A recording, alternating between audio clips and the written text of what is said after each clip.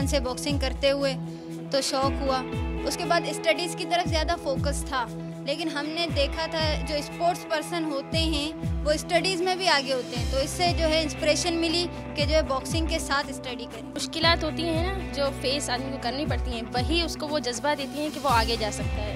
सो difficulties के साथ मेहनत जितनी की जाएगी उतनी फिर अल्लाह तरक्की देगा।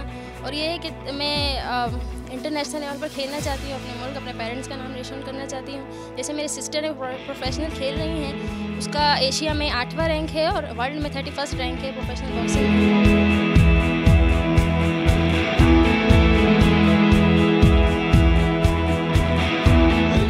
मेरे बच्चे इंटरनेशनल में पाकिस्तान का नाम रोशन करे, वर्ल्ड टाइटल जीते, और अल्लाह ने इनको सलाहियत दी है। बस थोड़ी हेल्प की हुकूमत की तरफ नजरें कि वो हमारी क्या हेल्प करता है।